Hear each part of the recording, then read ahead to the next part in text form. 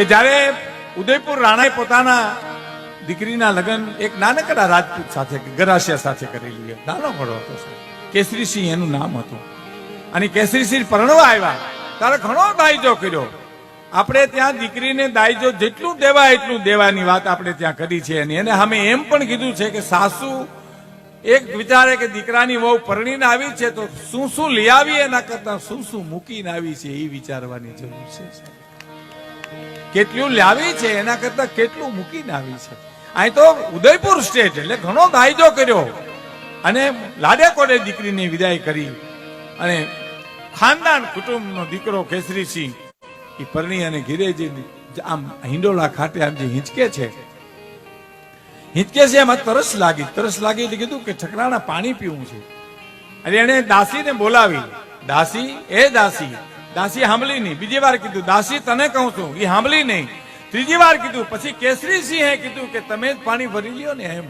તો કે મારા બાપે એટલો દાયજો આપ્યો, એટલો કર્યાવર કર્યો, તમે મને પાણી ભરવાનું કહો છો?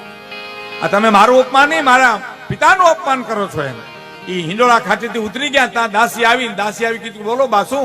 તો કે વેલણું તૈયાર કરો, અહીંયા આપણે નથી રહેવું, અહીંયા ન રહી શકીએ. અને સાહેબ ઉદયપુર મહારાણાએ દીકરીને સવારે વિદાય કરી અને સાંજે દીકરી બા પાછા આવ્યા. કેટલો આઘાત લાગ્યો છે. આ બળદેવભાઈ નરેલા ભાવનગર કવિ રાજકવિએ કરેલી વાતો મહેશભાઈ ઉર્મી નવરત્નામાં પ્રસંગમાં કર્યું. એનો ટૂંકમાં હું સાર તમને કહું, અદભુત વાત છે. બળદેવભાઈની વાતો જ એવી હતી સાહેબ.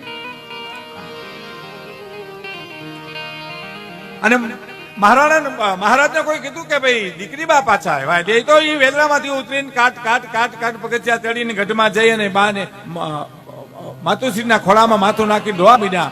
અને એને કીધું કે ભાઈ મને તમારા જમાઈએ અપમાન કર્યું છે. તો કે શું થયું? શું કે પાણી પીવું તું. મેં દાસીને હાથ પાડ્યો, દાસી સાંભળી નહીં. બીજી વાર હાથ પાડ્યો, સાંભળી નહીં. અને પછી એને મને કીધું તમે પાણી ભરી લ્યો. મારા મા પણ દીકરીના પ્રેમમાં તણાઈ ગઈ. ત્યાં સુધીની આ વાત છે સાહેબ. તો શું કરવું જોઈએ? તો કે તેડાવો અને મારા પિતાશ્રીની માફી માગે તો હું પાછી જાઉં. કાંઈ વાંધો નહીં. મહારાજને ગઢમાં બોલાવ્યા. અને ઉદયપુર રાણો તો સમજણનો હિમાળો હતો સાહેબ. એને ખબર હતી કે શું થયું છે. એ આવીને જ્યાં કીધું શું છે કે ભાઈ આમ બન્યું છે. એટલે એને ખબર પડી ગઈ કે મા પણ દીકરીના પ્રેમમાં તણાઈ ગઈ. તો શું કરવું? તો કે એને બોલાવો અને હું અને મારી મા દીકરી અમે જોઈએ એમ તમારી માફી માગે પછી જવાની વાત આવે એમ. તો કે કાંઈ વાંધો નહીં. હવે સાહેબ એનો વિવેક જોજો બાપુ. એને બે લીટી લખી. ચિરંજીવી કેસરીસિંહને માલુમ થાય કે થોડું કામ પડ્યું છે, જો તમે આવી જાઓ તો મને આનંદ આવશે.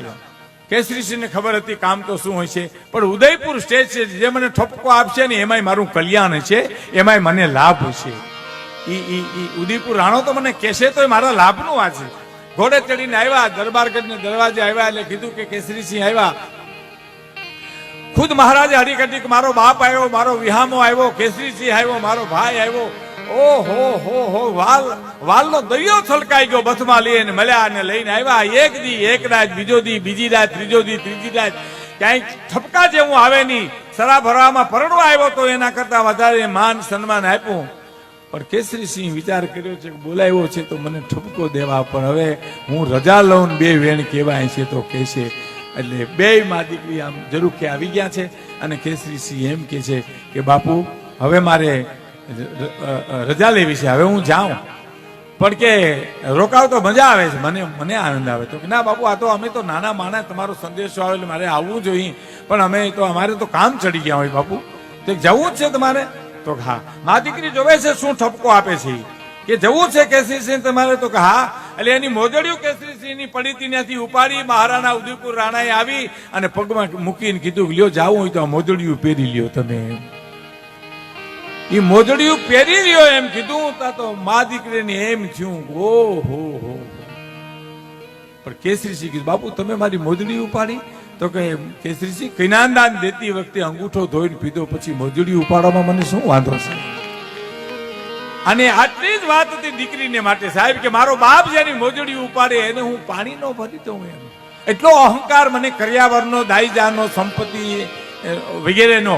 અને પછી રોઈ પડ્યા છે દીકરી બા. અને માને કીધું છે કે હું મારા પિતાશ્રીને નહીં મળી શકું, પણ મારા પિતાશ્રીને કહેજો કે દીકરી બા હવે જિંદગી ભર ખોલિયામાંથી જીવ જાહે પણ ઉદયપુરની કોઈ દી આબરૂ નહીં